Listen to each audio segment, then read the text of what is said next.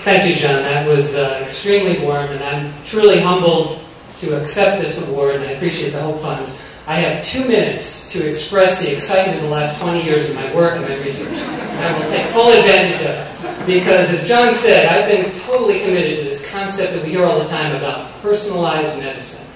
And truly, few diseases are as personal as cancer is. Because just as every one individual in this room is unique and distinct, every cancer that a patient suffers from is also unique and distinct. Now that's very different from things like infectious disease, where the disease is categorized and really caused by external invaders. But in cancer, the self becomes the disease. And this has really been a challenge, but also an opportunity for us to employ the latest technology to make new advances. And I personally grew up in a family ravaged by cancer. I saw members of my family succumb to cancer, as well as all the side effects of the rather non-specific treatments. And I developed a desire and a drive to really try to use the best science in a practical way to develop new forms of treatment.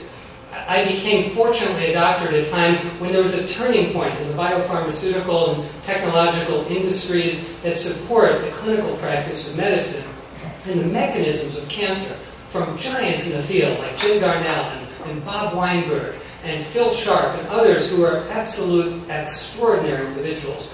We're just coming really to fruition, where we can understand the submicroscopic machinery of the things we call cells and start to understand what makes a cancer cell different from a normal cell. And at the same time, I was fortunate to work with colleagues across the world, both in academia and in industry, who shared this passion to make a difference, even for a small number of patients. So when I was somebody who got approached early to become a part of the Hope Fund's Scientific Advisory Council, I took this opportunity on with a passion because we've known for years that you can learn a lot from rare diseases and rare patients because, frankly, even the most common diseases like breast cancer and lung cancer are really just loosely grouped groups of rare diseases put under an inconsequential rubric that's not helping doctors care for them.